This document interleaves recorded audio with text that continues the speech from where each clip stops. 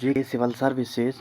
दोस्तों ज्वाइन करिए हमारी ऐप को ताकि आपको रेगुलर टेस्ट सीरीज़ और पेड बैचेस में भी आप लोग वहां पर ज्वाइन हो सकते हो। हमारे यहाँ केएएस की कोचिंग कराई जाती है और एसएसबी की कोचिंग कराई जाती है पेड बैचेस में। और इसके साथ ही आप लोग हमारा टेलीग्राम ज्वाइन कर लीजिए, जहाँ पर आपको पीडीएफ्स और वीडियोज़ के लिंक्स मिल जाएंगे। और इसके अलावा आप लोगों को कहीं और इंस्टा या फेसबुक पर जाने की ज़रूरत नहीं है, क्योंकि आपने सुना होगा social media is a shit, time wastage बहुत ज़्यादा हो जाती है। अगर आपका पैशन भी पढ़ाना है तो इस नंबर पे व्हाट्सएप कीजिए। तो चलिए, आज हमारा लास्ट लेक्चर है न्यूट्रिशन इन प्लांट्स का, जो है नाइट्रोजन फिक्सेशन। और इसी में हम लोग पढ़ेंगे टाइप्स ऑफ नाइट्रोजन फिक्सेशन, जैसे कि बायोलॉजिकल नाइट्रोजन फिक्सेशन क्या होता है, नॉन बायोलॉजिकल नाइट्रोजन फिक्सेशन क्या होता है, और हम लोग देखेंगे एमोनिफिकेशन क्या होता है। उसके बाद एक और इम्पॉर्टेंट टर्म जो रिसेंटली डिस्कवर की गई है, ये आपको हायर बुक्स में ही मिलेगी, एनेमॉक्स। एनेमॉक्स क्या होता है। और दोस्तों एक और चीज़ डीनाइट्रिफिकेशन, ये भी हम लोग पढ़ेंगे। इसके बाद हम लोग साथ ही में पढ़ेंगे या न्यूट्रिशन इन ह्यूमन बींग्स। ये जो है प्लांट्स में नहीं आता, एनिमल्स में आता है। आपके सिलेबस में न्यूट्रिशन इन प्लांट्स है, लेकिन हमने कोई भी चीज़ नहीं छोड़नी है, क्योंकि क्वेश्चन कहीं से भी आ सकता है। न्यूट्रिशन इन ह्यूमन बींग्स में हम लोग पढ़ेंगे कहाँ से कैसे न्यूट्रिशन होती है, कितने स्टेप्स हैं हर एक चीज़। और उसके बाद हम लोग फिगर द्वारा भी देखेंगे कहाँ से स्टार्ट होता है, कहाँ पर ये न्यूट्रिशन नहीं होती। उसके बाद हम लोग लास्ट पे जो कुछ पॉइंट्स मुझे अलहदा से मिले, डिफरेंट बुक्स में मिले, वो भी मैंने इसमें इंक्लूड किए हैं। तो उसके बाद हम लोग फिगर वाया भी थोड़ा बहुत देखने की कोशिश करेंगे। तो चलिए दोस्तों, हम लोग और दोस्तों हाँ, और एक बात दोस्तों, आप लोग कमेंट किया करें क्या आपको कहाँ पे कमी है, कहाँ पे क्या नहीं है। और हाँ, एक लड़की ने कमेंट किया था, जब है रोल ऑफ एलिमेंट्स में मैंने बताया था कि जो पानी जाता है प्लांट्स के ऊपर वो by the process of osmosis होता है। तो याद रखो, वो डिफ्यूजन से नहीं, ऑस्मोसिस से ही होता है। मैंने ठीक बोला था। तो कुछ लोगों की कन्फ्यूजन थी, तो वो ऑस्मोसिस से ही होता है। क्योंकि देखिए, in case of terrestrial plants जानते हो ना आप सब लोग। टेरेस्ट्रियल प्लांट्स वो जो ज़मीन पर होते हैं, नीचे पानी कम होता है और नीचे से कम पानी से ऊपर की तरफ जाता है। प्लांट में ऊपर पानी बहुत ज़्यादा होता है लीव्स व्यूज़ में, जिस उसी की वजह से तो फिर वो स्टोमाटा ओपन या क्लोज हो जाते हैं। तो ये ऑस्मोसिस से होता है। कहने का मतलब सिर्फ इतना है, ये ऑस्मोसिस से होता है। और जो वो एक स्टूडेंट बोल रहा था डिफ्यूजन से हो जाता है, तो वो मे बी वो कुछ एक्सेप्शंस होती है in case of aquatic plants. क्योंकि एक्वेटिक प्लांट जो है पानी में होंगे तो नीचे पानी ज़्यादा है, ऊपर कम है, वहाँ पर डिफ्यूजन में भी हो सकता है। लेकिन इन जनरल अगर आपको क्वेश्चन आया रूट से जो पानी जाता है ऊपर की तरफ, वो किस प्रोसेस से जाता है, तो वो जाता है by the process of osmosis. दोस्तों आज की यही कोशिश रहेगी, लेंथ ही अगर थोड़ा लेक्चर भी हो जाए, लेकिन हम चाहते हैं आज ये कंप्लीट लेक्चर हो जाए, क्योंकि आपका सिलेबस जो है अब जल्दी से जल्दी ख़त्म करना है। अब हम लोगों ने स्पीड अप करना है, जितनी जल्दी हो सके आपका सिलेबस कवर हो जाना चाहिए। तो अगर मे बी ज़्यादा लेंथी हो गया लेक्चर, तो उसके बाद हम लोग एक थोड़ा सा छोटा सा 15-20 मिनट का लेक्चर आ जाएगा और ये कंप्लीट हो जाएगा। तो चलिए हम लोग स्टार्ट करते हैं अपना टॉपिक, नाइट्रोजन फिक्सेशन। क्या होता है दोस्तों नाइट्रोजन फिक्सेशन? सुनने में तो ये कुछ अजीब जैसी टर्म लगती है, लेकिन जब मैं आपको समझाऊंगा तो आपको बहुत ही आसान लगेगा। देखिए दोस्तों, आप सब लोगों को पता है हमारी बॉडी या प्लांट्स की बॉडी के लिए न्यूट्रिएंट्स कितने ज़रूरी है। उसी तरह से नाइट्रोजन भी है, एक इम्पॉर्टेंट न्यूट्रिएंट है, जो प्लांट के सर्वाइवल के लिए, प्लांट के ज़िंदा रहने के लिए बहुत ज़्यादा इम्पॉर्टेंट है। और अगर इसकी कमी हो जाए, मैंने पहले ही रोल ऑफ इसमें पढ़ा लिया है एलिमेंट्स में, इसकी कमी की वजह से बहुत सारी डिजीज़ेज़ हो जाती हैं, बहुत सारी प्रॉब्लम्स प्लांट्स को फेस करनी पड़ती हैं। लेकिन जो प्लांट्स होते हैं उनमें एक खामी होती है। हालांकि एटमॉस्फेयर में, ये देख लीजिए मैंने यहाँ पर लिखा है, हमारे एटमॉस्फेयर में 78% जो है नाइट्रोजन प्रेजेंट है। बिल्कुल, ये देखिए, ये अर्थ है, इसके बाहर की लेयर को हम लोग एटमॉस्फेयर कहते हैं। 78% जो है नाइट्रोजन होता है। लेकिन हमारे जो प्लांट्स होते हैं वो इसे डायरेक्ट एटमॉस्फेयर से ऑब्टेन नहीं कर पाते दोस्तों, नहीं कर पाते। इसलिए अब ये क्या करेंगे, इनको अपनी इस नाइट्रोजन की ज़रूरत तो है। जब किसी को किसी चीज़ की ज़रूरत होती है तो वो डिफरेंट प्रोसेसेस, डिफरेंट तरीक़ों से कोई ना कोई कोशिश लगाकर उस चीज़ को ऑब्टेन करने की, हासिल करने की कोशिश करता है। जैसे कि जिस इंसान को, मान लीजिए एग्जांपल देता हूँ, जिस इंसान को ड्रग्स की आदत लग जाए तो फिर पुलिस का ख़तरा हो, कुछ भी हो, वो इस ड्रग्स को ऑब्टेन करके ही रहता है। कुछ भी हो जाए, भले ही उसकी जान भी चली जाए, क्योंकि अब वो उसकी आदत हो चुकी है। इसी तरह से मैं अगर प्लांट्स की बात करूँ, एग्जांपल कुछ ये उल्टी पुल्टी थी, तो अगर मैं प्लांट्स की बात करूँ तो नाइट्रोजन इन्हें ऑब्टेन करना ही करना है, क्योंकि इनको ज़िंदा रहना है।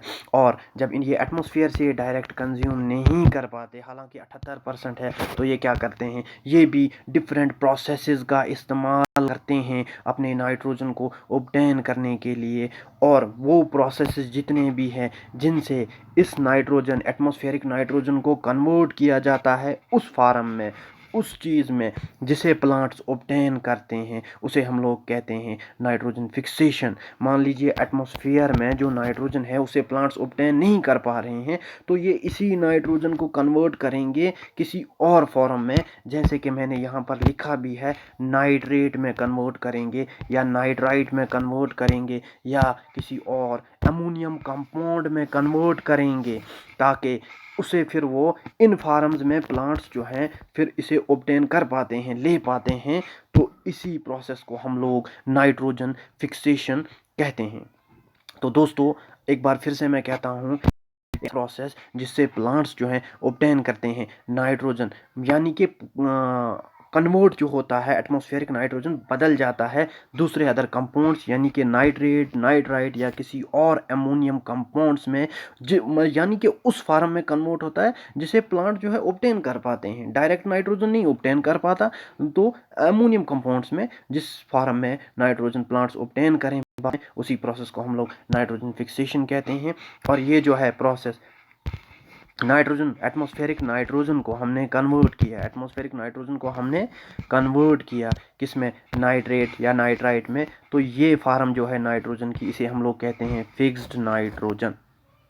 होप दोस्तों समझ आ रहा होगा आप लोगों को। तो यही मैंने यहाँ पर डेफिनेशन भी लिखी है।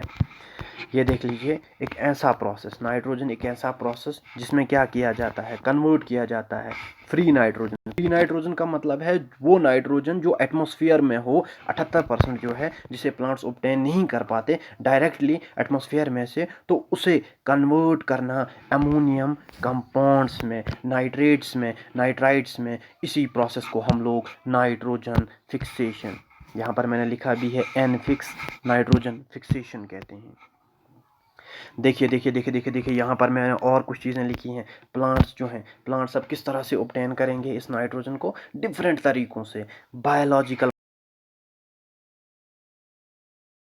करेंगे। लेकिन होगा कैसे, in case of biological nitrogen fixation. Biological nitrogen fixation, इसे बायोलॉजिकल नाम क्यों पड़ा, क्योंकि यहाँ पर बहुत सारे लिविंग ऑर्गेनिजम्स, यानी कि बैक्टीरियाज इन्वॉल्व होते हैं।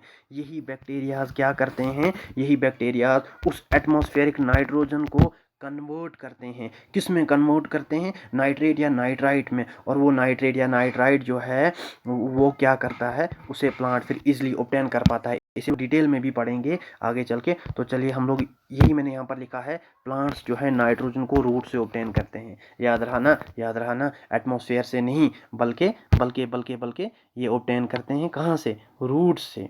मान लीजिए ये रूट्स है, तो यहाँ पर छोटे छोटे बैक्टीरियाज होते हैं, बहुत सारे बैक्टीरियाज, अभी मैं आपको नीचे बताऊँगा। वो क्या करते हैं, वो इन प्लांट्स के साथ अटैच्ड होते हैं, तो वो कन्वर्ट करते हैं एटमॉस्फेरिक नाइट्रोजन को, ये कन्वर्ट करेंगे ये नाइट्रेट, नाइट्राइट, अमोनियम कंपाउंड्स में, और उसी को फिर प्लांट जो है अपने लिए यूज़ करेगा एज अ नाइट्रोजन की फॉर्म में। उसी को हम लोग नाइट्रोजन फिक्सेशन कहते हैं। अब हम लोग बात करते हैं types of nitrogen fixation. Types of fixation में biological fixation, biological nitrogen fixation, और नॉन बायोलॉजिकल नाइट्रोजन फिक्सेशन। तो चलिए पहले हम लोग पढ़ते हैं नॉन बायोलॉजिकल नाइट्रोजन फिक्सेशन, फिर हम लोग पढ़ेंगे बायोलॉजिकल नाइट्रोजन फिक्सेशन। तो नॉन बायोलॉजिकल नाइट्रोजन फिक्सेशन, इसमें क्या होता है, इसमें जो है ऑर्गेनिजम्स इन्वॉल्व नहीं होते, यानी कि बैक्टीरियाज नहीं होते, बायोलॉजिकल में बैक्टीरियाज होते हैं, वो रूट्स के साथ अटैच्ड होते हैं और वो वहाँ पर कन्वर्ट करते हैं। लेकिन यहाँ पर कोई रूट्स के साथ कोई ये नहीं होगा। ये जो है ये वाला प्रोसेस जो है अल्लाह के फजल से होगा। ये जो है नेचर से होता है, ये जो है नेचर से होता है। वही यानी यहाँ पे मैंने लिखा है ये जो है नेचुरल प्रोसेस है। देख लीजिए, एटमॉस्फेयर में नाइट्रोजन होता है, इस बात को आप सब लोग जानते हो। एटमॉस्फेयर में नाइट्रोजन होता है। जब लाइटनिंग होती है आसमान में, जानते हो ना लाइटनिंग क्या होता है, जब वो लाइट्स जैसी आती है आसमान में, उस टाइम क्या हो जाता है, नाइट्रोजन और ऑक्सीजन जो है, ठीक है दोस्तों, यहाँ पर मैंने फिगर से दिखाया है, उस टाइम क्या हो, लाइटनिंग से नाइट्रोजन और ऑक्सीजन जो होता है ये कन्वर्ट हो जाता है NOx। NOx होता है नाइट्रोजन ऑक्साइड में, ये कन्वर्ट हो गया नाइट्रोजन ऑक्साइड में। और अब क्या हो जाएगा, उसके बाद जब बारिश पड़ेगी, बारिश पड़ रही है, तेज़ से बारिश पड़ रही है, तो ये जो है नाइट्रोजन ऑक्साइड जो है ये क्या करेगा, ये जो है मिक्स होगा वाटर के साथ में और ये बनाएगा यहीं पर नाइट्रिक एसिड। क्या बनाएगा, नाइट्रिक एसिड। नाइट्रिक एसिड का फॉर्मूला है HNO3। केमिस्ट्री स्टूडेंट्स जानते होंगे HNO3। और इतना प्रोसेस जो हुआ ना ये यहाँ तक, इसे हम लोग कहते हैं इलेक्ट्रिक डिस्चार्ज, यानी कि ये इलेक्ट्रिक डिस्चार्ज का ये प्रोसेस को हम लोग इलेक्ट्रिक डिस्चार्ज कहते हैं। देखिए एक बार फिर से, लाइट की वजह से नाइट्रोजन और ऑक्सीजन जो है ये क्या हो गया, ये मिक्स हो गया, इन्होंने बनाया नाइट्रोजन NOx, नाइट्रोजन ऑक्साइड। अब नाइट्रोजन ऑक्साइड के साथ वाटर, ऊपर से बारिश बहुत तेज़ी से आ रही है, वाटर मिक्स हो गया, बन गया HNO3 नाइट्रिक एसिड।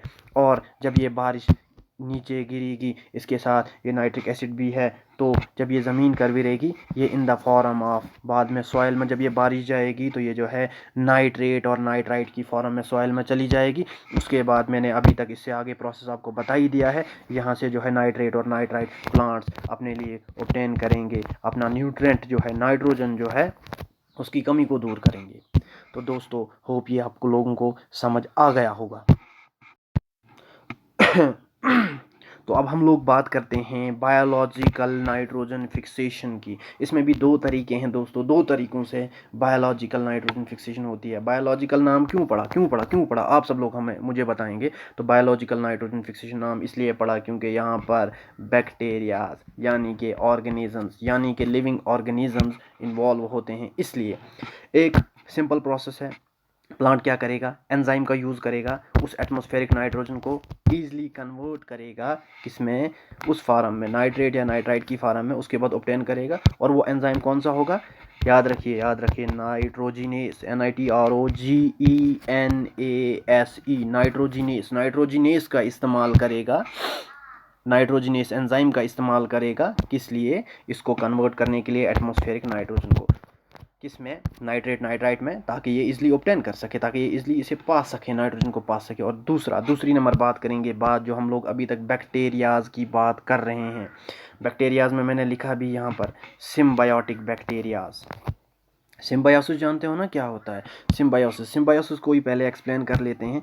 सिम्बायोसिस में क्या होता है, दो लिविंग ऑर्गेनिजम्स, ठीक है, दो जानदार चीज़ें, दो लिविंग ऑर्गेनिजम्स एक दूसरे के साथ रहते हैं, बिल्कुल एक दूसरे के साथ रहते हैं। एक दूसरे के साथ रहना, दो डिफरेंट स्पीशीज़ जब एक दूसरे के साथ रहें, दो डिफरेंट स्पीशीज़ समझते हो ना, एक जैसे नहीं होने चाहिए, यानी कि दो इंसान रहेंगे तो वो नहीं होगा। मतलब सिम्बायोसिस जो है दो डिफरेंट स्पीशीज़ जो हैं जब एक दूसरे के साथ रहें, फिर चाहे क्या होता है, एक जो है दूसरे को फ़ायदा पहुंचाए, दूसरा पहुंचाए ना पहुंचाए, लेकिन एक पहुंचाए, ये भी आता है सिम्बायोसिस में ही। कभी कभार दोनों एक दूसरे को म्यूचुअली बेनिफिट करते हैं, ये दूसरी टाइप। और तीसरी में एक जो है दूसरे को खाता है, इससे बेनिफिट लेता है, हाउएवर दूसरा इसको हार्म पहुंचाता है। बात करें तो ये जो है सिम्बायोसिस तीन टाइप्स की होती हैं। सिम्बायोसिस होता क्या है, फिर से एक बार, सिम्बायोसिस क्या होता है, सिम्बायोसिस होता है क्लोज रिलेशनशिप दो डिफरेंट स्पीशीज़ के बीच में, दो से ज़्यादा स्पीशीज़ भी हो सकती हैं। इसकी टाइप्स की बात करें, पहला आ गया कॉमेंसलिज्म, COMMENSALISM। कॉमेंसलिज्म ये एक ऐसा रिलेशनशिप है, इसमें एक ऑर्गेनिज्म जो है, मान लीजिए दो ऑर्गेनिज्म है, एक दूसरे के साथ रह रहे हैं, एक जो है दूसरे को क्या करेगा, दूसरे से खाना भी लेगा, उसी से शेल्टर भी लेगा, वहीं पर रहेगा भी, लेकिन इसको कोई हार्म नहीं पहुंचाएगा। ठीक है, एक ऑर्गेनिज्म दूसरे से बेनिफिट ले रहा है, और दूसरा जो है अनअफेक्टेड है, ये इससे कोई बेनिफिट नहीं ले रहा है। ठीक है ना, एक ये इससे बेनिफिट ले रहा है, इसी के साथ रह भी रहा है, इसी का खाना भी इस्तेमाल कर रहा है, और लेकिन इसे हार्म नहीं पहुंचाता। तो इस प्रोसेस को हम लोग कहते हैं, ये जो टाइप है सिम्बायोसिस की, इसी को हम लोग कहते हैं क्या, कॉमेंसलिज्म। उसके बाद हम लोग बात करते हैं दूसरे टाइप ऑफ सिम्बायोसिस की। दूसरी टाइप है म्यूचुअलिज्म, MUTUALISM, म्यूचुअलिज्म। म्यूचुअलिज्म क्या होता है, दो स्पीशीज़ हैं, डिफरेंट स्पीशीज़ एक दूसरे के साथ रह रही हैं और एक दूसरे को बेनिफिट भी कर रही हैं। एक दूसरे को खाना प्रोवाइड करेगा, दूसरा इन रिटर्न और कोई काम इसका कर देगा, दोनों का फ़ायदा हो रहा है, वही है mutualism. Third one is parasitism, PARASITISM, parasitism. Parasitism क्या होता है, इसमें दो ऑर्गेनिज्म होते हैं, मान लीजिए ये दो हैं, एक जो है दूसरे के साथ रह रहा है, इससे ऑब्टेन कर रहा है बेनिफिट्स, लेकिन ये जो है होस्ट को, होस्ट जानते हो ना, होस्ट और पैरासाइट होता है जो होस्ट के ऊपर रहता है, लेकिन ये इस होस्ट को हार्म भी कर रहा है, और इस किस्म की सिम्बायोसिस को हम लोग पैरासिटिज्म कहते हैं। इसमें पैरासाइट और होस्ट होता है, छोटा ऑर्गेनिज्म आ गया पैरासाइट, बड़ा आ गया होस्ट, ये इसके पास रह रहा है, यहाँ से इससे बेनिफिट भी ले रहा है, खाना भी ले रहा है। जैसे कि लाइस होती है, जूं जो बालों में होती है, खाना लेती है, ये ब्लड तो ऑब्टेन कर ही रही है, लेकिन नुकसान भी पहुंचाती है, सर में खुजली होती है। ये तो छोटी मोटी एग्जांपल है, बहुत सारे हार्मफुल इफेक्ट काज करती है। तो होप ये भी आपको समझ आ गया होगा। अब सिम्बायोसिस को ही हमने दो हिस्सों में और डिवाइड किया गया है, किस बेस पर, ये वो जो पैरासाइट है वो कहाँ पर रहेगा। पैरासाइट जो है अगर बॉडी के बाहर रहेगा, एक्टोपैरासाइट कहते हैं, और जब पैरासाइट या पार्टनर जो है दूसरा वाला पार्टनर अंदर रहेगा ऑर्गेनिज्म के, उसे हम लोग एंडोपैरासाइट कहते हैं। एक्टो यानी बाहर, ECTO, एक्टो यानी बाहर, और एंडो यानी अंदर, एंडो होता है, एंडो यानी अंदर। एग्जाम्पल की बात करूं, एक्टो की बात करूं, हम सार है, उसके ऊपर लाइस है, लाइस जानते हो ना, जो होती है, जुएं जो होती हैं, वो बाहर रहती है, खून पीती है, ये आ गई एक्टो सिम्बायोसिस। और एंडोसिम्बायोसिस क्या होता है, जो अंदर पाई जाए, जैसे कि एक एल्गी है, एल्गी का नाम है SYMBIODINIUM, सिम्बायोडिनियम जो है ये यूनिसेलुलर एल्गी है, एक ही सेल से बनी हुई एल्गी है। तो ये कॉरल्स के अंदर पाई जाती है। कॉरल जानते हो ना, कॉरल समुद्रों में होते हैं, समुद्रों में आप देखोगे तो ये कॉरल्स होते हैं, और ये कॉरल्स क्या करते हैं, ये कैल्शियम कार्बोनेट जो है ये सेक्रीट करते हैं। ठीक है ना दोस्तों, कॉरल CORALS, कॉरल्स जो है कैल्शियम, CALCIUM, कैल्शियम कार्बोनेट जो है सेक्रीट करते हैं और हार्ड स्केलेटन अपना ही बना लेते हैं। ठीक है दोस्तों, सिम्बायोसिस आपको समझ आ गया होगा। अब इसी को हम लोग कंटिन्यू करते हैं। सिम्बायोसिस होता क्या है, देख लीजिए, बहुत सारे बैक्टीरियाज होते हैं, यहाँ पर मैंने लिखा भी है, blue green algae, anabaena, nostoc, rhizobium. तो ये क्या करते हैं, ये जो हैं ये रूट्स के साथ लग जाते हैं। ठीक है ना, यहाँ पर बनाएंगे ये रूट नोड्यूल्स बनाएंगे, और रूट नोड्यूल्स पर ये क्या करेंगे, वहीं पर ये प्लांट के रूट से मान लीजिए ये खाना ऑब्टेन कर रहे हैं, क्योंकि ये म्यूचुअलिस्टिक सिम्बायोसिस है, म्यूचुअलिस्टिक दोनों बेनिफिट उठा रहे हैं। प्लांट के नीचे हैं मान लीजिए राइजोबियम, तो ये क्या कर रहा है, यहाँ पर ये नोड्यूल जैसे बनाएगा, नोड्यूल मैं अभी नीचे भी दिखाऊंगा आपको फिगर के थ्रू।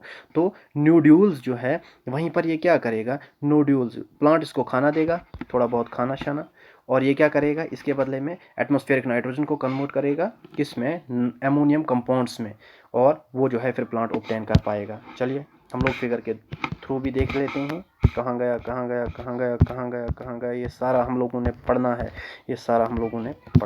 ये देख लीजिए, ये जो हैं ये गोल इन्हीं को हम लोग नोड्यूल्स कहते हैं। ठीक है ना, नोड्यूल्स क्या हुआ, ये जो है समझ लीजिए जैसे एक आलू की वो जो होता है ना, आलू का छोटा मोटा प्लांट, तो रूट के अंदर कैसे बनते हैं गोल, वो भी नोड्यूल्स में ही आते हैं, यहाँ पर और भी कुछ चीज़ें हैं, चलिए ये भी बता देते हैं। प्राइमरी रूट क्या होता है, प्राइमरी रूट होता है जो मेन रूट होता है, जो अर्थ की तरफ नीचे की तरफ जाता है, उसे प्राइमरी, और इससे जो जड़ें उगती हैं ना, उनको हम लोग सेकेंडरी रूट्स कहते हैं। तो यहाँ पर इंपॉर्टेंट, यहाँ पर रूट नोड्यूल्स आप याद रखेंगे, आलू आप दिमाग में रख लीजिए कि आलू जो हैं वही रूट नोड्यूल्स होते हैं। ये एग्जाम्पल मैं बता रहा हूँ आलू टाइप के। रूट नोड्यूल्स होते हैं। तो इन्हीं रूट नोड्यूल्स के साथ में क्या हो जाता है, इन्हीं के साथ में बैक्टीरियाज जो होते हैं, इन्हीं के साथ में बैक्टीरियाज, यहाँ पर बैक्टीरियाज हैं, यहाँ पर हैं, यहाँ पर हैं। एक तो ये खाना ऑब्टेन, पानी थोड़ा बहुत ऑब्टेन अपने लिए कर रहे हैं, और इन रिटर्न एटमॉस्फेरिक नाइट्रोजन को ये कन्वर्ट करेंगे अमोनियम कंपाउंड्स यानी नाइट्रेट और नाइट्राइट में। इसी फॉर्म में प्लांट्स जो है नाइट्रोजन को कंज्यूम कर पाते हैं। तो इस तरह से ये म्यूचुअलिस्टिक सिम्बायोसिस जो है होती है। 20 मिनट की वीडियो हो गई है। चलिए और हम लोग आगे नीचे देखते हैं। एक बार फिर से मैं आपको ये बताता हूँ। Blue green algae, anabaena, nostoc, rhizobium, ये म्यूचुअलिस्टिक सिम्बायोसिस के केस में होता है। म्यूचुअलिस्टिक सिम्बायोसिस जहाँ पर दोनों एक दूसरे को बेनिफिट पहुँचाए। प्लांट जो हैं इन छोटे मोटे बैक्टीरियाज को बेनिफिट पहुँचाते हैं, बैक्टीरियाज जो है इन रिटर्न नाइट्रोजन को कन्वर्ट करके देते हैं, तो दोनों का बेनिफिट हो रहा है। तो ये जो है म्यूचुअलिस्टिक सिम्बायोसिस हो रही है, ठीक है ना। इसी को हम लोग बायोलॉजिकल नाइट्रोजन फिक्सेशन कहते हैं, BNF। कंफ्यूज नहीं होना, BNF लिखा है तो ये जो है बायोलॉजिकल नाइट्रोजन फिक्सेशन है, ठीक है ना। तो ये जो राइजोबियम है, राइजोबियम को मैंने लिखा है म्यूचुअलिस्टिक सिम्बायोसिस, यानी कि ये प्लांट से बेनिफिट लेता है, प्लांट इससे बेनिफिट लेता है। लेकिन ये जो ऊपर वाले हैं ना, ब्लू ग्रीन एल्गी, उसके बाद एनाबीना है, नॉस्टॉक है, ये फ्री लिविंग फार्म में होते हैं। फ्री लिविंग फार्म क्या होता है, मतलब इनको प्लांट की टेंशन नहीं, ये हमें कोई बेनिफिट दे या ना दे, ये जो है फ्री लिविंग होते हैं। ये सिर्फ नाइट्रोजन को कन्वर्ट करते हैं, इसके बदले में ये कुछ नहीं लेते, और वो जो इन रिटर्न कुछ नहीं लेते, उन्हें हम लोग कहते हैं सायानोबैक्टीरिया, CYANO, सायानो, BACTERIA, सायानोबैक्टीरिया। याद रहाना, देख लीजिए। ब्लू ग्रीन एल्गी, एनाबीना या नॉस्टॉक जो है ये फ्री लिविंग है, यानी कि ये इन रिटर्न जो है कुछ भी नहीं लेते, मतलब ये म्यूचुअलिस्टिक सिम्बायोसिस में नहीं आएंगे। ये तीन जो है ये सायानोबैक्टीरियाज हैं, ये जो हैं सायानोबैक्टीरियाज, यानी कि फ्री लिविंग है, सिर्फ प्लांट को कन्वर्ट करके देते हैं एटमॉस्फेरिक नाइट्रोजन। लेकिन जो राइजोबियम है, राइजोबियम की मैंने बात की, ये म्यूचुअलिस्टिक सिम्बायोसिस अपने लिए ऑब्टेन करेगा कुछ चीज़ें प्लांट से, और प्लांट इससे क्या करवाएगा काम, नाइट्रोजन फिक्सेशन का काम करवाएगा। इसीलिए हम लोग इसको म्यूचुअलिस्टिक सिम्बायोसिस कहते हैं। ये जो राइजोबियम है ना, राइजोबियम ये क्या है, ये लिग्यूम प्लांट्स हैं। राइजोबियम किस में आता है, लिग्यूम्स प्लांट्स में। अब लिग्यूम्स तो जानते ही होंगे, LEGUMES। लिग्यूम प्लांट्स जो है ये फैबासी फैमिली में आते हैं। ये जो बायोलॉजी में थोड़ा डीप हो गया, FABACEAE, फैबासी फैमिली में आता है। अब याद रख लो, जो पी होते हैं ना, पी प्लांट्स, तो इस टाइप के प्लांट्स जो हैं इन्हें हम लोग कहते हैं, ये लिग्यूम्स में आ जाते हैं। यही जो हैं लिग्यूम्स में आ जाते हैं। होप एक तो non biological nitrogen fixation plus biological nitrogen fixation, आपको ये दोनों चीज़ें समझ आ गई होंगी। अब हम लोग जाते हैं डीनाइट्रिफिकेशन पर। तो दोस्तों डीनाइट्रिफिकेशन क्या होता है, सिंपली अगर मैं आपको बोलूँ, सीधे उल्टा किसका, नाइट्रोजन फिक्सेशन का। पहले हम लोग क्या करते थे, एटमॉस्फेरिक नाइट्रोजन को कन्वर्ट करते थे अमोनियम कंपाउंड्स, नाइट्रोजन या नाइट्रेट में। जब हम लोग इसे उल्टा वापस कन्वर्ट जब ये होगा अमोनियम कंपाउंड्स, नाइट्रेट या नाइट्राइट जब कन्वर्ट होगा सॉइल में से एटमॉस्फेरिक नाइट्रोजन की तरफ, उसे हम लोग कहेंगे डीनाइट्रिफिकेशन। समझ नहीं आया ना, नहीं आया, चलो फिर से बोलते हैं। मान लीजिए ये हमारी सॉइल है, सॉइल में अब क्या है, नाइट्रोजन फिक्सेशन से हमारे पास अमोनियम कंपाउंड सॉइल में है, उसके बाद नाइट्राइट है। अब इसका फिर से कन्वर्शन हो जाना, ये एटमॉस्फेयर है, एटमॉस्फेरिक लेयर, ये नाइट्रोजन फिर से ऊपर चला जाना, कन्वर्ट हो जाना, इसी प्रोसेस को हम लोग कहते हैं डीनाइट्रिफिकेशन। डीनाइट्रिफिकेशन देख लीजिए, NO3 NO2 को कन्वर्ट किया हमने नाइट्रोजन फिक्सेशन में, फिर से एटमॉस्फेरिक नाइट्रोजन में उसे हम लोग डीनाइट्रिफिकेशन कहते हैं। और इसे भी माइक्रो ऑर्गेनिजम्स ही कन्वर्ट करते हैं, लाइक थायोबैक्टीरियस डीनाइट्रिफिकस एक बैक्टीरिया, दूसरा सीडोमोनास। बेटा देखो यहाँ पर पी जो है, ये पी पढ़ना नहीं होता, ठीक है ना, बहुत सारे बच्चों को पता ना हो, पी साइलेंट रहता है, सीडोमोनास। नहीं तो निमोनिया को पढ़ोगे पुनोमोना, तो ऐसा नहीं होना चाहिए। प्रोनाउंसिएशन भी इंपॉर्टेंट होती है अच्छी तरह से, हर एक चीज़ को जो नया वर्ड आया उसे जो है डिक्शनरी पे देखा करो, जो आप नया वर्ड देखते हो जो उल्टा जैसा वर्ड लगता है, क्योंकि प्रोनाउंसिएशन बहुत ज़रूरी होती है। सीडोमोनास, एक्रोबैक्टर, और यहाँ पर मैंने लिखा है वेस्टफुल प्रोसेस। डीनाइट्रिफिकेशन जो है वेस्टफुल प्रोसेस होता है। वेस्टफुल प्रोसेस क्यों होता है, क्योंकि हमने पढ़ा है क्रिटिकल एलिमेंट्स NPK, सॉइल के लिए कितने ज़रूरी हैं, बहुत ज़्यादा ज़रूरी हैं। क्यों? क्योंकि इन्हीं की वजह से हमारी सॉइल फर्टाइल रहती है, ज़रख़ेज़ रहती है, और अगर ये कम हो जाते हैं तो फसल अच्छी नहीं बन पाती। तो अभी आप ये देख लीजिए, अब नाइट्रोजन को बैक्टीरिया कन्वर्ट कर रहे हैं एटमॉस्फेरिक नाइट्रोजन में, नाइट्रोजन जो है सॉइल में से कम हो रहा है, फर्टिलिटी सॉइल की, ज़रख़ेज़ जो है सॉइल वो ख़त्म हो रही है। तो इसीलिए हम लोग इसको वेस्टफुल प्रोसेस कहते हैं, इसीलिए हम लोग इसको वेस्टफुल प्रोसेस कहते हैं। तो दोस्तों, आपको ये भी होप समझ आ गया होगा, और अगर नहीं भी आया, कोई क्वेश्चन रहता है तो आप लोग जो है कमेंट्स में ज़रूर लिखा कीजिए। और बहुत सारे बच्चों की क्वायरीज़ है, सर पीडीएफ। तो देखो बेटा, आप सब लोगों को पीडीएफ जेके सिविल सर्विसेज में मिल रही होंगी, और अगर नहीं भी मिल रही होंगी तो ये मैंने अलग से टेलीग्राम का चैनल बनाया है, आप ही के लिए बनाया है, 2-3 दिन पहले बनाया है, @science concepts basic। आप जब ये लिखेंगे तो आपको जो है वहाँ पर हर एक पीडीएफ प्रोवाइड की जाएगी मेरी तरफ से भी। ये देख लीजिए, ये उसका लोगो है, आज मैंने लोगो भी डाल दिया है, ये वाला लोगो है। तो यहाँ पर आपको हर एक पीडीएफ मिल जाएगी, प्लस प्लस प्लस आप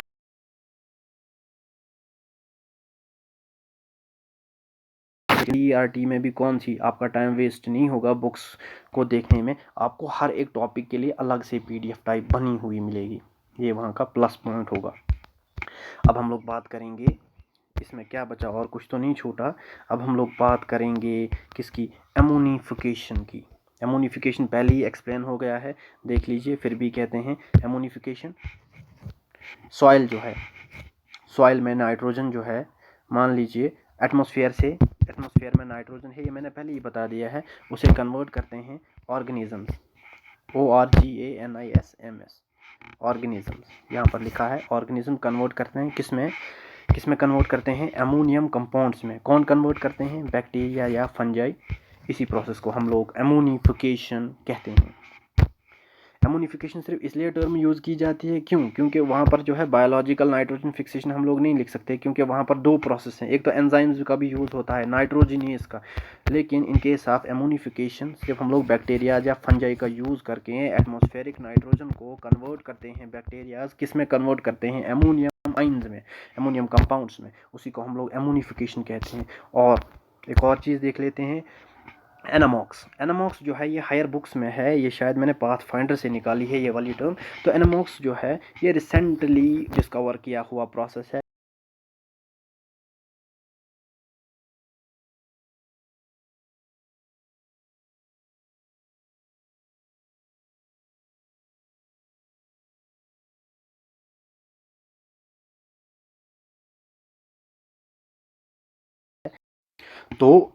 तो ये जो है, ये क्या है, ये रिसेंटली डिस्कवर किया गया प्रोसेस है।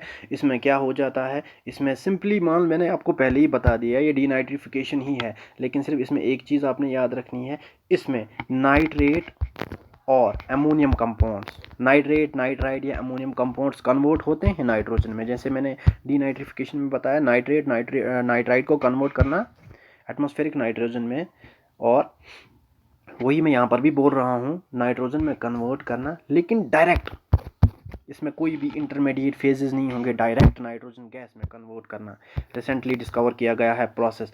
विद इन 2019 के 20 में इसके बारे में पता चला। तो नाइट्रेट या नाइट्राइट को कन्वर्ट करना नाइट्रोजन गैस में, वो भी डायरेक्टली, DIRECTLY, डायरेक्टली, इसी को हम लोग कहते हैं एनामॉक्स, ANAMMOX, एनामॉक्स। तो दोस्तों, मेरे हिसाब से नाइट्रोजन फिक्सेशन भी हो गया। इसी में मैं अब कंटिन्यू कर लेता हूँ, क्या, ये न्यूट्रिशन इन ह्यूमन बींग्स। ये जो न्यूट्रिशन है, अब चलिए लेक्चर थोड़ा बड़ा हो जाएगा, लेकिन मैं चाहता हूँ आपका सिलेबस जो है, सिलेबस जल्दी से जल्दी कवर हो जाए अब हमारा, और आप लेक्चर कमेंट्स में ज़रूर लिखेंगे कैसा हुआ, कैसा आपको लेक्चर लगा, क्योंकि मुझे पता नहीं चलता। व्यूज़ जो हैं 3.3 के व्यूज़ हैं फर्स्ट लेक्चर में, वहीं कमेंट जो है 100 भी नहीं है, दूसरे में 2000 से ज़्यादा बच्चों ने देखा है, वहीं कमेंट्स जो हैं 30 भी नहीं होंगे, 50 भी नहीं होंगे पूरे। तो चलिए छोड़िए, आपका ज़्यादा टाइम वेस्ट ना करते हुए हम लोग स्टार्ट करते हैं न्यूट्रिशन इन ह्यूमन बींग्स। उससे पहले हम लोग कुछ और चीज़ें देख लेते हैं। देखिए, एमीबा और पैरामीशियम के बारे में। एमीबा, पहले तो मैं आपको एक और बात बताऊंगा कि डाइजेस्टिव सिस्टम जो होता है ना, हर एक ऑर्गेनिज्म का डाइजेस्टिव सिस्टम डिफरेंट होता है। ह्यूमन का डिफरेंट, स्नेल का डिफरेंट, और छोटे मोटे दूसरे ऑर्गेनिज्म, बटरफ्लाई का डिफरेंट। हर एक ऑर्गेनिज्म का, लिविंग ऑर्गेनिज्म, ये डाइजेस्टिव सिस्टम डिफरेंट होता है। इसी तरह से वो जो खाना ऑब्टेन करते हैं बाहर से, वो प्रोसेस भी डिफरेंट होता है।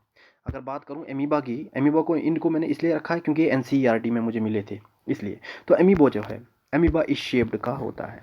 एमीबा जो है अपना खाना कहाँ से ऑब्टेन करता है, ये जो है इनको हम लोग कहते हैं, ये जो पोर्शंस है फिंगरलिंग्स, फिंगरलिंग्स या सीडोपोडिया, PSEUDOPODIA, सीडोपोडिया यहाँ पे मैंने लिखा भी है। ये जो है मान लीजिए ये एमीबा है, तो खाना जो है इन सीडोपोडिया से अंदर चला जाता है।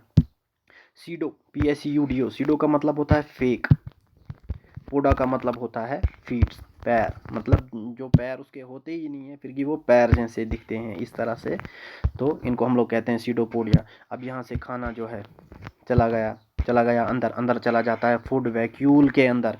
फूड वैक्यूल के अंदर चले जाने के बाद यहाँ पर जो है ये कॉम्प्लेक्स फूड होता है। कॉम्प्लेक्स में जानते हो ना, कॉम्प्लेक्स फूड वो फूड हुआ जिसे बॉडी इजीली डाइजेस्ट नहीं कर पाती, उसे कन्वर्ट करना पड़ता है सिंपलर फूड्स में। तो फूड वैक्यूल के अंदर ही, एम्यूबा के फूड वैक्यूल के अंदर ही कॉम्प्लेक्स फूड जो है सिंपलर फूड में कन्वर्ट हो जाता है। उसके बाद क्या हो जाएगा, अब उसके बाद यहाँ से ये चला जाएगा फूड वैक्यूल से साइटोप्लाज्म में। साइटोप्लाज्म में बहुत बार बता चुका हूँ, ये साइटोप्लाज्म इस वाली साइड से होगा, इस वाली साइड चला गया साइटोप्लाज्म। और जो यूज़फुल है उसे इसने, एमीबा ने यूज़ किया एज एन एनर्जी, जो यूज़फुल प्रोडक्ट है उसे एनर्जी की तरह यूज़ किया, और जो बाकी वेस्ट है उसे सरफेस से बाहर निकाल देता है। मान लीजिए ये सरफेस है, यहाँ से इसको बाहर निकाल देगा, थ्रू आउट कर देगा। उसके बाद हम बात करेंगे पैरामीशियम की। पैरामीशियम यूनिसेलुलर ऑर्गेनिज्म है। यूनी जानते हो ना, एक सेल से बना हुआ ऑर्गेनिज्म, उसी को हम लोग कहते हैं यूनिसेलुलर ऑर्गेनिज्म। यहाँ पर क्या होता है, मूवमेंट ऑफ सीलिया की वजह से ये आ गया पैरामीशियम। ये जैसे वो हम लोग चप्पल लगाते हैं ना, ये उसी टाइप की स्ट्रक्चर की जैसे होती है। तो ये इसके सीलियाज होते हैं, इनको हम लोग सीलियाज, ये जो हैं ये सीलियाज होते हैं। मान लो खाना है तो ये कंटिन्यूसली हिलते रहते हैं, मूवमेंट करते रहते हैं, और इसी से ये खाना थोड़ा थोड़ा अंदर करके चला जाता है, गया अंदर फूड वैक्यूल में। और फूड वैक्यूल में ही बाकी मैंने आपको बता दिया यूज़फुल चीज़ें रखेगा, बाकी को वेस्ट को बाहर निकाल देगा सरफेस से। तो ये यही प्रोसेस है। यहाँ पर याद रखने की दो चीज़ें हैं, एमीबा जो है सीडोपोडिया से, PSEUDO सीडोपोडिया से खाना अंदर की तरफ लेता है, वहीं पैरामीशियम जो है सीलिया से अपना खाना अंदर की तरफ लेता है। चलिए फिगर से भी थोड़ा बहुत दिखा देता हूँ। फिगर कहीं पे रखी है मैंने, ये देखिए, ये अमीबा है। अमीबा में ये आ गए फिंगरलिंग्स से खाना अंदर चला गया। ये पोर्शन, ये जो है ये ब्लू कलर का फ्लूइड, ये आ गया साइटोप्लाज्म, ये आ गया फूड वैक्यूल के अंदर चीज़ें चली गई। पहले तो यहाँ से अंदर आ गया, चली गई फूड वैक्यूल के अंदर। फूड वैक्यूल के बाद क्या होगा, फूड वैक्यूल के बाद शिफ्ट हो जाएगी यहाँ पर, फूड वैक्यूल में कॉम्प्लेक्स फूड सिंपलर फूड में कन्वर्ट हो जाएगा। अब सिंपलर फूड के बाद जो एनर्जी है वो साइटोप्लाज्म में, मटेरियल जो है यूजफुल मटेरियल साइटोप्लाज्म में चला गया, इस साइटोप्लाज्म में, और वेस्ट जो है ये जो सरफेसेस हैं यहाँ से बाहर निकल आया। इसी तरह से हम लोग, अगर यहाँ पर मैं आपको दिखाऊँ, ये है पैरामीशियम के देख लीजिए, ये सीलियाज हैं, सीलियाज से खाना ऑब्टेन करेंगे, चला जाएगा फूड वैक्यूल के अंदर। बाकी प्रोसेस मैंने आपको सारा बता दिया है दोस्तों। अब हम लोग बात करेंगे किसके बारे में, अब हम लोग बात करेंगे nutrition in human beings. Human beings के केस में 5 स्टेप्स होते हैं। तो सबसे पहले यहाँ पर देख लेते हैं, nutrition in human beings alimentary canal में होता है। यानी कि हमने पढ़ना क्या है, हमने डाइजेस्टिव सिस्टम ही पढ़ना है, वही आ जाएगा किसमें, न्यूट्रिशन इन ह्यूमन बींग्स में डाइजेस्टिव सिस्टम ही आ जाएगा। तो एलिमेंट्री कैनाल के बारे में कुछ चीज़ें बताऊं। एलिमेंट्री कैनाल हमारी बॉडी का सबसे बड़ा कैनाल है, जो हमारा डाइजेस्टिव सिस्टम है ना, उसी को आप लोग एलिमेंट्री कैनाल रख लो। क्योंकि यहाँ देखिए, ये यहाँ मौत से स्टार्ट होता है और इसका एंड जो है एनस पर हो जाता है। पहले मौथ, उसके बाद एसोफेगस होती है फूड पाइप, और हाँ दोस्तों, यहाँ पर डाइजेशन नहीं होती, ये बात आप याद रखेंगे, अभी मैं और भी बताऊँगा। अब एसोफेगस से स्टमक में चला गया, स्टमक में जब होगा यहाँ पर जूसेस, स्टमक रिलीज़ करेगा, थोड़ी बहुत डाइजेशन हो जाएगी। उसके बाद चला जाएगा स्मॉल इंटेस्टाइन में, ये छोटा स्मॉल इंटेस्टाइन। और स्मॉल इंटेस्टाइन जो है ना, स्मॉल इंटेस्टाइन बड़ा होता है किससे, लार्ज इंटेस्टाइन से। ये अभी मैंने और भी बताने हैं, तो फिलहाल देख लेते हैं। स्मॉल इंटेस्टाइन में जब चला गया, इसके 3 पार्ट्स होते हैं, जेजुनम, इलियम, डियोडिनम, जेजुनम और इलियम। ये मैं अभी आपको बता दूंगा, डरने की बात नहीं है। सबसे पहले जब डियोडिनम में चला जाएगा, वहाँ पर क्या होगा, वहाँ पर जैसे ही चला जाएगा तो ये जो है यहाँ पर ये पेनक्रियाज है, ये सेक्रीशन करता है, लीवर की सेक्रीशन होती है, तो थोड़ा बहुत डाइजेस्ट हो जाएगा। फिर चला जाएगा डियोडनम के बाद जेजुनम में, जेजुनम मिडल पार्ट होता है, जेजुनम मान लीजिए मिडल पार्ट, यहाँ पर कंप्लीट डाइजेशन हो जाएगी। उसके बाद इलियम, इलियम जो है थर्ड ये होती है स्मॉल इंटेस्टाइन का थर्ड पार्ट इलियम, वहाँ पर जो है फिर ये हमारी जो मटेरियल है इसकी एनर्जी है ब्लड के साथ मिक्स हो जाती है। उसके बाद जो है जो वेस्ट प्रोडक्ट है वो इससे लार्ज इंटेस्टाइन से बाहर निकल आता है, एनस के थ्रू बाहर निकल आता है। वेस्टेज जानते हो ना, फीसेस, टट्टी बाहर निकल आती है, यूरिन पेशाब बाहर निकल आता है। और यहाँ पर ये जो फिगर में बना है ना, ये अपेंडिक्स है। अपेंडिक्स सुना होगा आपने, उस बंदे की अपेंडिक्स की सर्जरी हो गई, इस बंदे की अपेंडिक्स की सर्जरी हो गई। असल में क्या होता है, जो हमारे पूर्वज थे, जो हमारे एंसेस्टर्स थे, उनमें ये काम करता था, लेकिन अब ये नॉन फंक्शनल हो चुका है। क्यों क्यों क्यों क्यों क्यों ये बात भी आप जान लीजिए। क्योंकि जो हमारे पूर्वज थे वो कच्चा घास खाते थे।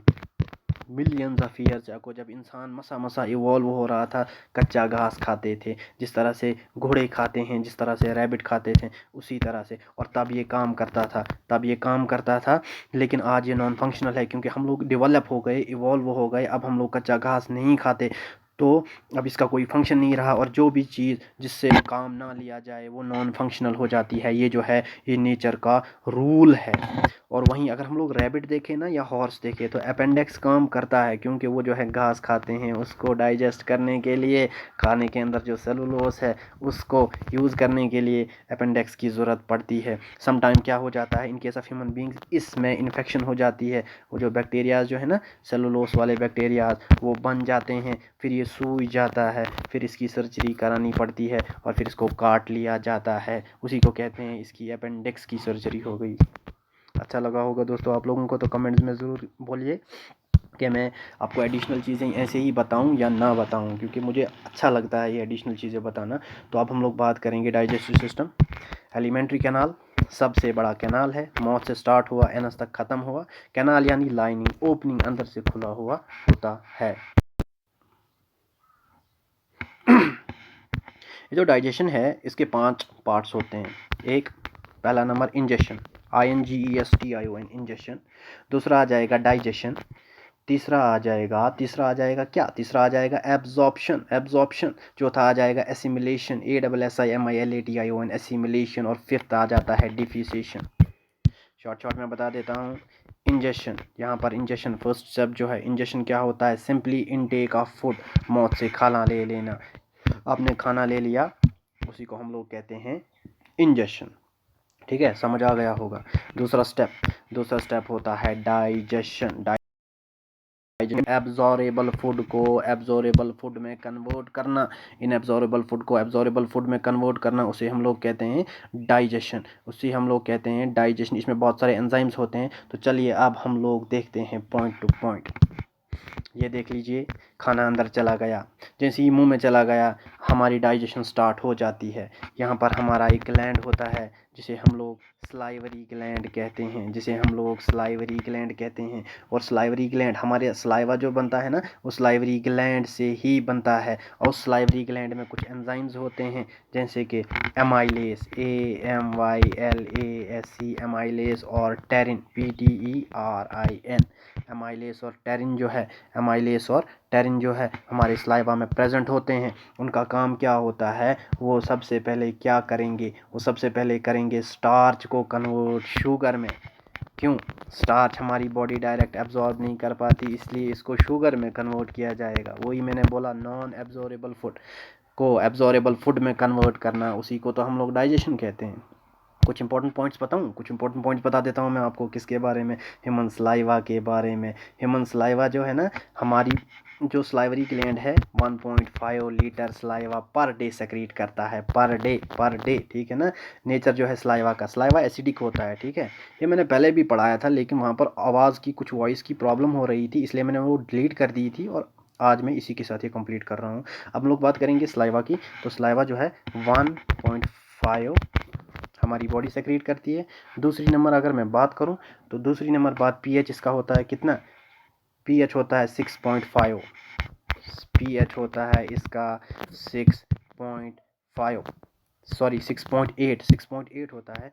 पीएच क्या होता है? Potence of hydrogen, POTENZ, potence of hydrogen, यानी कि पोटेंस मीन होता है पावर ऑफ हाइड्रोजन। ये एक स्केल होता है, ये एक स्केल होता है जिसमें 0 से लेकर 14 तक रीडिंग होती है।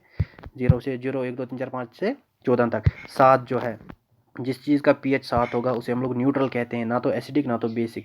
लेकिन जब 7 से हम लोग उल्टा चलते हैं वापस की तरफ, 7 से 6 5 4, जितना उल्टा चलेंगे उतना ही पीएच बढ़ता जाता है। और जब हम लोग यहाँ की तरफ चलते हैं आगे की तरफ, 7 से जितना आगे बढ़ते जाएंगे उतना ही बेसिक होता जाएगा। यही है पीएच स्केल। और अगर हम लोग पीएच स्केल में देखें ना, 0 7 14, तो सलाइवा का पीएच 6.8। तो इसका मतलब ये क्या है? आप बोलिए, ये जो है एसिड है, ये जो है एसिडिक है। अब हम लोग एक और इम्पोर्टेंट बात करते हैं। ये जो है एसोफेगस, जिसे हम लोग फूड पाइप भी कहते हैं, यहाँ पर डाइजेशन नहीं होती, यहाँ पर जो है डाइजेशन नहीं होती। उसके बाद उसके बाद उसके बाद अगर मैं और एक बात करूँ, ये जो हमारा एलिमेंट्री कैनाल है माउथ से लेकर एनस तक, पूरे नीचे तक, ये क्या करता है? ये कंटिन्यूसली ये क्या करता है? कॉन्ट्रैक्शन इसकी होती रहती है। पेट है, उसके बाद इंटेस्टाइन्स है, कॉन्ट्रैक्शन और एक्सपेंशन, यानी इस तरह से हो जाता है, कभी अंदर की तरफ होगा कभी बाहर की तरफ होगा। कॉन्ट्रैक्शन और एक्सपेंशन मतलब कभी बंद जैसा होना थोड़ा बहुत, कभी खुल जाना। आप ये डिक्शनरी पे भी देख लेना, मतलब मैं ठीक बोल रहा हूँ लेकिन कुछ ज़बान से बोलने में नहीं आ रहा है। कॉन्ट्रैक्शन और एक्सपेंशन जो हो जाती है ना, ये क्यों होती है? मान लीजिए स्टमक से कॉन्ट्रैक्शन एक्सपेंशन होती रहेगी ताकि खाना नीचे चला जाए स्मॉल इंटेस्टाइन में। स्मॉल इंटेस्टाइन की कॉन्ट्रैक्शन एक्सपेंशन कंटिन्यूसली होगी ताकि लार्ज इंटेस्टाइन में खाना चला जाए। तो इसको हम लोग कॉन्ट्रैक्शन एक्सपेंशन कहते हैं। और इस कॉन्ट्रैक्शन एक्सपेंशन जो है, the regular contraction and expansion of the wall of elementary canal to push the food in forward direction, इसको हम लोग पेरिस्टाल्टिक मूवमेंट कहते हैं। यानी कि मान लीजिए ये हमारा स्टमक है, ये क्या कर रहा है? कॉन्ट्रैक्शन एक्सपेंशन कर रहा है, उसे हम लोग कहते हैं पेरिस्टाल्टिक मूवमेंट। कॉन्ट्रैक्शन एक्सपेंशन दोनों को एक साथ मिलाकर पेरिस्टाल्टिक मूवमेंट कहते हैं, तो ताकि खाना नीचे चला जाए।